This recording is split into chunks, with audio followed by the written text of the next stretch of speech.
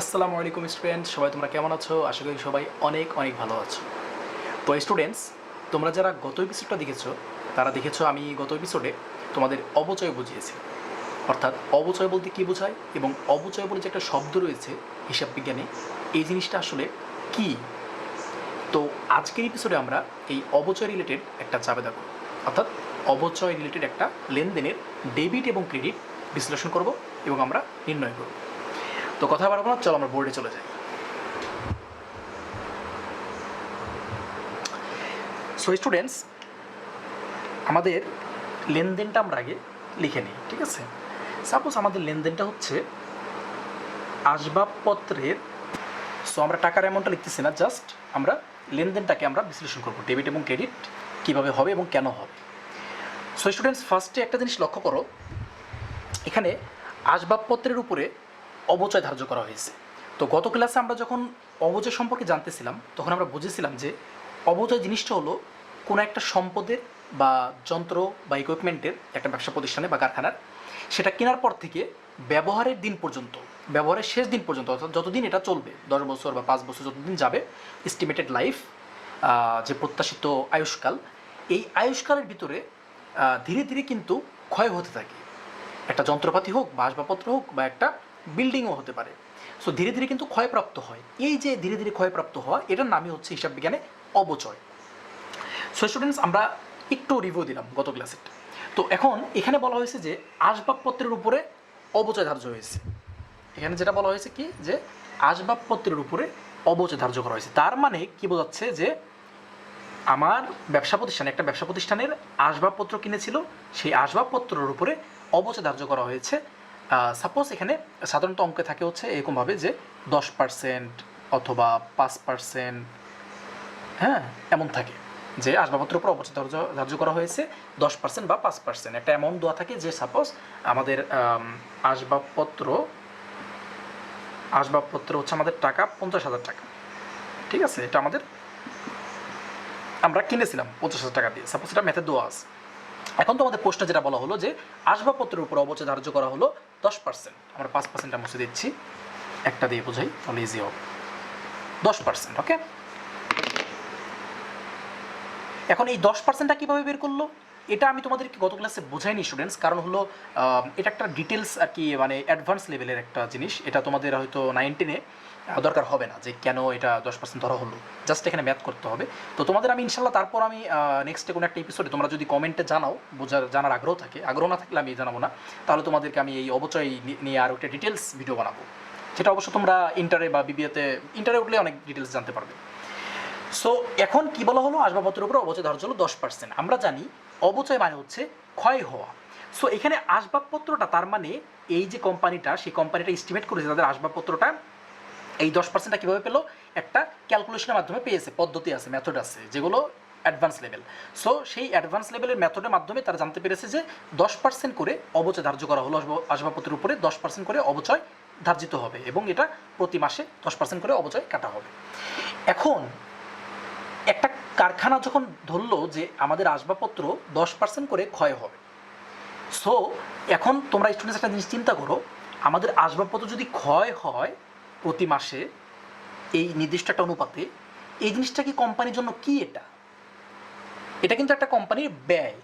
আসবাবপত্রের অবচয় জিনিসটা কি? অবচয় জিনিসটা কিন্তু একটা ব্যয়, কারণ এটা কিন্তু কোনো আমাকে টাকা দিচ্ছে না, উল্টা আমার টাকা এখানে হ্রাস পাচ্ছে।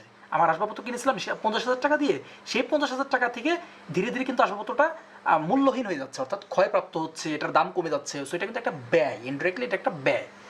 সো এখানে একটা জিনিস আমরা পেলাম, সেটা হচ্ছে আমাদের একটা সম্পত্তির এখানে ক্ষয় হচ্ছে, যার কারণে ব্যয় বৃদ্ধি পাচ্ছে, ব্যয়টা কিন্তু বৃদ্ধি পাচ্ছে এখানে।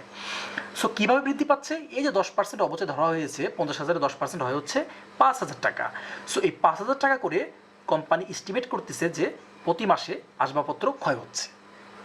যেটা আমি তোমাদের গত এপিসোডে বলেছিলাম মেবি, যে আমরা যে ক্ষয় হচ্ছে এটা একটা অ্যামাউন্ট পদ্ধতির মাধ্যমে বের করে আমরা একটা ফান্ড জমা করি, যেটা ডিটেলস আমি তোমাদেরকে পরে বোঝাবো। জাস্ট এটুকু বুঝো যে অবচয় মানে হচ্ছে ক্ষয় হওয়া। সো ক্ষয় হওয়ার ফলে আমার আসবাবপত্রটা দাম কমে যাচ্ছে এবং এটা একটা ব্যয় হচ্ছে, খরচ হচ্ছে আমার। সো কেন খরচ হচ্ছে? কারণ আমি 10% এই যে ক্ষয় যে হচ্ছে, এই ক্ষয় হওয়ার কারণে কতটুকু পরিমাণ ক্ষয় হচ্ছে সেই পরিমাণ টাকা আমি আবার কি করতেছি আমার ব্যবসা থেকে, আমার ব্যবসার টাকা থেকে সেই পরিমাণ টাকা একটা ফান্ডে আমি জমা করতেছি। কত টাকা? এই যে 10%। 10% কত টাকা? 50,000-এর 5,000 টাকা। এটা 10% হচ্ছে 5,000 টাকা। এই 5,000 টাকা আমার কিন্তু একটা ব্যয় ব্যবসায়। আচ্ছা, তাহলে আমরা একটা কি পেলাম যে ব্যয় বৃদ্ধি পেয়েছে। ব্যয় বৃদ্ধি পেলে কি হয় স্টুডেন্টস? এখন তোমরা একটু বলো। আমি জানি অনেকেই তোমরা পারবে যারা প্রথম থেকে ভিডিওগুলো দেখে আসতেছো। সো ব্যয় এবং সম্পদ বৃদ্ধি পেলে হয় ডেবিট, কমলে হয় ক্রেডিট। তাহলে এখানে ব্যয় বৃদ্ধি পেয়েছে, তাহলে কি হবে? ডেবিট হবে। আমরা ব্যয়ের নামটাও বের করবো, স্পেসিফিক কোন ব্যয়টা ডেবিট হবে। ওকে, তার আগে আমরা বুঝে নেই যে আর একটা ক্রেডিট যে হবে সেটা কোনটা হবে। আচ্ছা, আমরা বুঝলাম ব্যয় বৃদ্ধি পেলো। এখানে আর কি হলো? এখানে আর কি হলো স্টুডেন্টস? তোমরা একটু দেখো। আসবাবপত্রের উপর অবচয় ধার্য করার ফলে আমাদের ব্যয় বৃদ্ধি পেয়েছে, কারণ এখানে ক্ষয় হচ্ছে। ক্ষয়ের কারণে আমাকে টাকা, এই যে 5,000 করে টাকা আমাকে কী করতেছে? একটা ফান্ডে জমা দিতে হচ্ছে, আমার ব্যবসায়ের টাকা, যেটা আমার ব্যবসা থেকে চলে যাচ্ছে। ওকে, এরপরে যেটা হচ্ছে আসবাবপত্র আমার একটা সম্পদ। তাহলে আসবাবপত্র আমার একটা সম্পদ, এই সম্পদটা কি আমার বৃদ্ধি পাচ্ছে নাকি হ্রাস পাচ্ছে? স্টুডেন্টস একটা চিন্তা করো তো। আসবাবপত্র যদি দিনে দিনে মানে ক্ষয়প্রাপ্ত হয়, দিনে দিনে মানে ক্ষয়প্রাপ্ত হয়, গুণ ধরছে, এরপরে তোমার হচ্ছে কাঠ নষ্ট হয়ে যাচ্ছে, এটা কি আমার সম্পদ বৃদ্ধি পাচ্ছে না হ্রাস পাচ্ছে? এটা কিন্তু আমার সম্পদটা কিন্তু দিনে দিনে হ্রাস পাচ্ছে, কমে যাচ্ছে। তো সম্পদ যদি কমে যায়, আমরা কি জানি সম্পদ বৃদ্ধি পেলে কি? ডেবিট, এবং সম্পদ কমে গেলে কি? হ্রাস পেলে কি হবে? ক্রেডিট। সো এইখানে আমরা দুইটা জিনিস পেয়ে গেলাম। একটা, আমাদের ব্যয় বৃদ্ধি পেয়েছে, আসবাবপত্রের উপর অবচয় ধরার ফলে আমরা যে টাকাটা যাচ্ছে ব্যয় বৃদ্ধি পাচ্ছে আমার। আর আরেকদিকে আমার যে সম্পদটা আছে, এই সম্পদটা দিনে দিনে হ্রাস পাচ্ছে, মূল্য হ্রাস পাচ্ছে সম্পদটা। এই সম্পদটা হ্রাস পাওয়ার পরে সম্পদের মান কমে, মূল্য কমে যাওয়ার কারণে এটা আমার একটা কি হচ্ছে? আমার ব্যয়, আমার সম্পদটা হ্রাস পাচ্ছে। তো সম্পদ হ্রাস পেলে কি হয়? ক্রেডিট হয়। এখন আমরা ডেবিট এবং ক্রেডিট নির্ণয় করি। চলো, এ পর্যন্ত ক্লিয়ার আমি আশা করি তোমরা। তো এখন আমরা প্রথমে কি বলছি যে ব্যয় বৃদ্ধি পেলে ডেবিট, তাহলে আমাদের ব্যয় বৃদ্ধি পেয়েছে এখানে। এখন এই ব্যয়ের নামটা কি, তাই না? ব্যয়ের নামটা কি স্টুডেন্টস? তোমরা বলো কি হতে পারে এখানে ব্যয়ের নামটা? আমাদের ব্যয়টা কি হচ্ছে? অবচয়, রাইট? অনেকে ধরতে পেরেছো, আমি জানি। সো ব্যয়টা হচ্ছে কি আমাদের অবচয়। তাহলে আমরা এখানে কি লিখে ফেলি যে অবচয় হিসাব ডেবিট। কমপ্লিট একটা। এখন সেকেন্ড, ক্রেডিট কি হবে, তাই না? আমরা অলরেডি ক্রেডিটও পেয়ে গেছি যে আমাদের সম্পদ হ্রাস পাচ্ছে। কোন সম্পদ? আসবাবপত্র, নাম দেওয়া আছে, তাই না, স্পষ্ট করে। তাহলে আমরা এখানে লিখব আসবাবপত্র হিসাব credit. That is our result. So students, আশা করি যে তোমরা একদম ক্লিয়ারভাবে বুঝতে পেরেছো জিনিসটা, যে আমরা কেন এই যে একটা আসবাবপত্রের উপর অবচয় ধার্য হলো, এর জন্য জাবেদা নির্ণয় করলাম, মানে ডেবিট ক্রেডিট নির্ণয় করলাম, এই লেনদেনটাকে বিশ্লেষণ করে। ফার্স্ট অফ অল, যারা তোমরা এখনো লেনদেন নিয়ে কনফিউজ আছো, আমি তোমাদেরকে রিকমেন্ড করবো তুমি আমার লেনদেনের ভিডিওটা অবশ্যই দেখে আসো। এটা যে একটা লেনদেন, এটা তো তোমাদের কোনো সন্দেহ নেই। আমাদের কি হচ্ছে লেনদেন, আমরা বলতে কি বুঝি, লেনদেনের সংজ্ঞাটা কি একটু হালকা রিভিউ দিই, যারা একটু হঠাৎ করে এই ভিডিওটা দেখতেছো নতুন করে, লেনদেনও বোঝো না যারা। লেনদেনটা কি? লেনদেন হচ্ছে একটা ঘটনা, সেই ঘটনার সাথে টাকার সম্পর্ক থাকবে। আমাদের এখানে কি ঘটনা না? এটা আসবাবপত্রের উপর অবচয় ধার্য হয়েছে, এটা একটা ঘটনা ঘটেছে, এবং এই ঘটনার টাকার সম্পর্ক আছে কি না? অবশ্যই আছে। আমার 10% করে কি অবচয় ধার্য করা হচ্ছে, টাকাটা চলে যাচ্ছে। সো হালকা রিভিউ সামারি আজকের ক্লাসে, যে আসবাবপত্রের উপর অবচয় ধার্য হলো, অথবা এই জায়গায় যদি থাকে কি যন্ত্রপাতি, বিল্ডিং, যাই থাকুক এখানে উপর অবচয় ধার্য হলো, এই ধরনের এন্ট্রি যখন থাকবে তোমাদের ম্যাথে, ফার্স্টে বুঝে নিবে অবচয় মানে হচ্ছে ক্ষয় হওয়া, ব্যয় হওয়া। ক্ষয় হওয়া মানে খরচ হওয়া, ব্যয় হওয়া। সো অবচয় মানে যখন ক্ষয় হওয়া, তখন অবচয় কিন্তু একটা কি খরচ। কেন খরচ? কারণ অবচয়টা ধার্য করার কারণে, কতটুকু অবচয় ধার্য করা হচ্ছে, 10% বা 5% যেটাই হোক, এই টাকাটা আমাদের ব্যবসা থেকে কিন্তু দিতে হচ্ছে, প্রতি মাসে মাসে খরচ হিসেবে দিতে হচ্ছে। এটা একটা ইনডাইরেক্টলি খরচ, বাট এটা কিন্তু আলটিমেটলি ব্যবসা থেকে যে টাকাটা, তোমরা অ্যাডভান্স লেভেলে গেলে বুঝবে। সো এই অ্যামাউন্টটা কিন্তু আমাদের ফান্ডে জমা দিতে হচ্ছে ব্যয় হিসেবে, এই অবচয় হিসেবে। সো এটা একটা খরচ বৃদ্ধি পাচ্ছে। অন দ্য আদার হ্যান্ড, আমাদের সম্পদ আসবাবপত্র এটা কিন্তু হ্রাস পাচ্ছে দিনে দিনে। এটা সরাসরি বোঝা যাচ্ছে যে আসবাবপত্রটা হ্রাস পাচ্ছে, অবচয় মানে কি হ্রাস, ক্ষয় হওয়া। সো হ্রাস পাওয়ার কারণে আমার সম্পদটা কি হ্রাস পেলে কি হয়? আমরা জানি সম্পদ বৃদ্ধি পেলে ডেবিট, কমে গেলে ক্রেডিট। সম্পদ কমে গেছে, এখানে কমে যাচ্ছে দিনে দিনে। সো আমরা এই আসবাবপত্রটা ক্রেডিট করলাম। টাকার অ্যামাউন্টটা হবে সেম, এই যেখানে ডেবিট 5,000 টাকা, ক্রেডিট 5,000 টাকা। সো স্টুডেন্টস, অবচয় নিয়ে আসবাবপত্র হোক, যন্ত্রপাতি হোক, যেটাই হোক, আশা করি যে তোমাদের এরপরে আর সমস্যা হবে না। আর বুঝিয়েও দিলাম তোমাদেরকে। আমি বারবার তোমাদের বলতেছিলাম, তোমরা অনেকে বলতে পারো ভাই অ্যাডভান্স বলতেছেন কি ভাইয়া, একটু বোঝান। আসলে ব্যাপারটা হলো কি, এখানে অবচয় ফার্স্ট অফ অল 9-10-এ আমি যখন পড়েছিলাম জাস্ট এই অবচয়টুকুই, আমি মানে জিজ্ঞাসা করলাম স্যারকে, স্যার মানে বলে দিল, এই বোঝা পর্যন্ত শেষ। কেন অবচয় হয়, কী জন্য হয়, এই পার্সেন্টটা কই থেকে আসলো, এসব কিছু কিন্তু 9-10-এ থাকে না, কারণ তখন কচি মাথা, তোমাদের এটা বুঝতেই অনেক ক্রিটিক্যাল মানে একটা কন্ডিশন হয়ে যায়।